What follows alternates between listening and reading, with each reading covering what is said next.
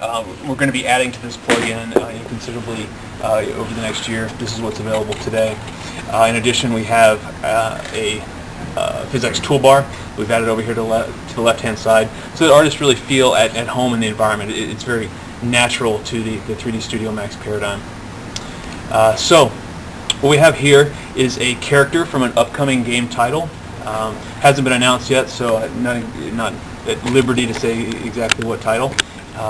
But we've had our artists actually come in and add clothing to this character. I can come back and play kind of the basic motion capture for this particular game character. You can see how the jacket is very rigid, not very lifelike. So I can go back, and I'm going to actually play this back with PhysX clothing, and you can see the jacket is much more lifelike, much more realistic. It's going to create a much more compelling game experience.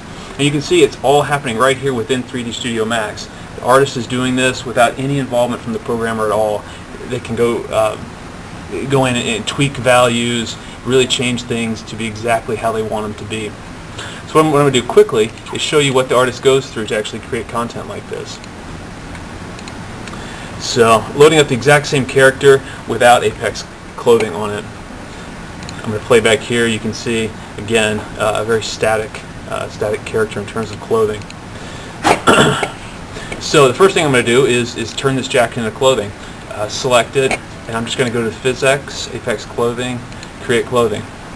You can see what we see here now is the physical mesh represented. So we have the graphical mesh that was created by the artist and the physical mesh that has been created by Apex Clothing.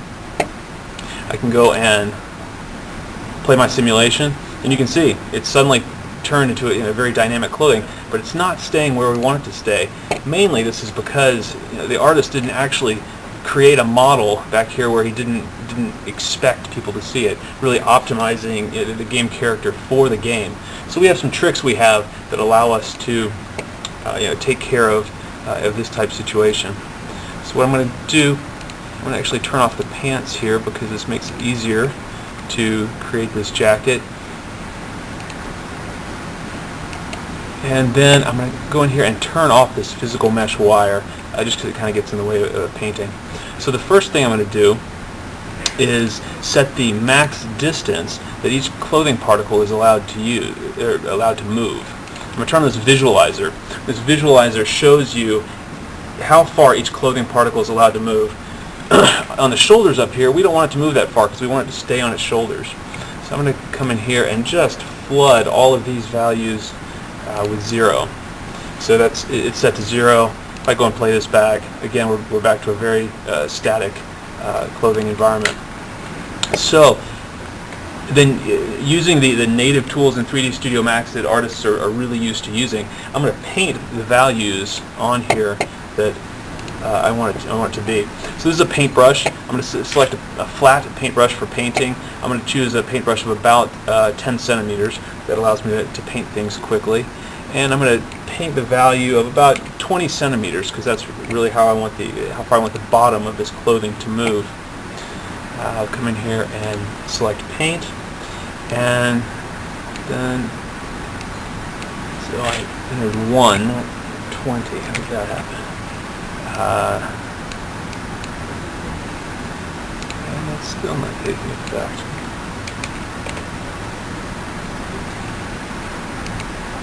Well, that's interesting. I've never seen this before.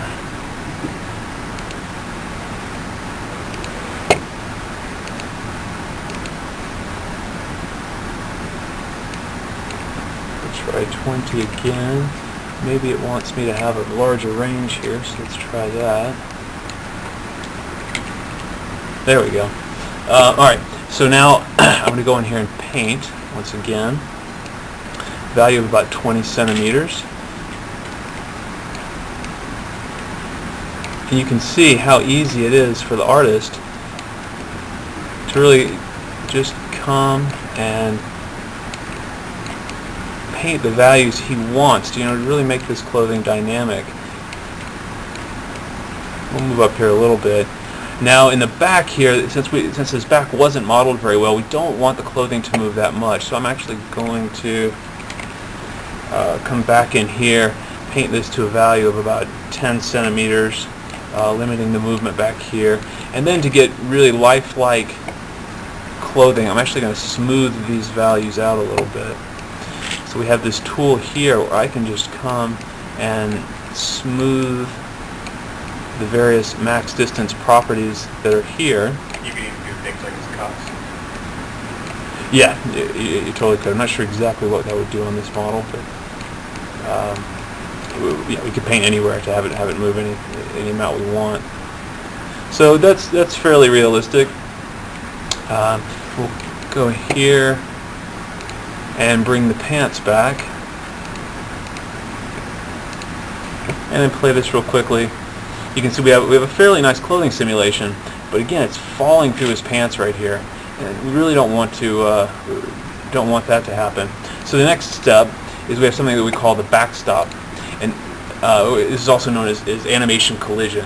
So what this is, it tells the clothing simulator not to allow the clothing particles to move past the animated bits of the clothing. So I can just select, oh, I'm still painting, I can just select here. I'm going to switch to my backstop, and I'm just going to go ahead and flood this with 0. I'm going to smooth it with 0. Let's try it again. Flood it with 0. So that's going to tell essentially the various clothing particles not to move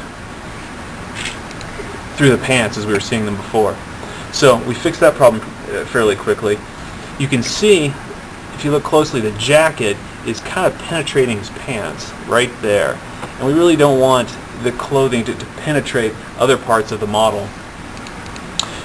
So what we can do quickly, again, this character has been rigged with bones and joints, to allow the character animation. So I can actually go in here and grab one of those bones and use that as a collision volume for the clothing. So I'm going to find my left leg up and right leg up, and we're going to change the wireframe so we can see these. See these two orange blocks in here? These are the collision volumes generated from the bones. These are way too small for what we want to collide against. So I'm actually going to go in here and select this one and quickly scale the radius of that one up, change the height a bit, and then I'm just going to, oops, that's not what I want.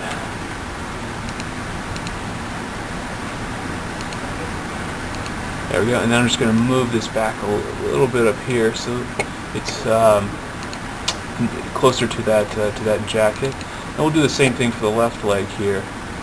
Bring up the radius, scaling the height.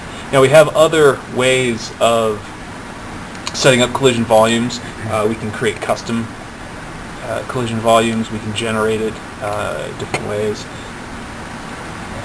But now you see when I go back here and select this, you can see it's showing the various collision volumes that the jacket will be collided against. And now when I play back the clothing simulation, the jacket should stay out of the pants because we've told it not to penetrate through that part.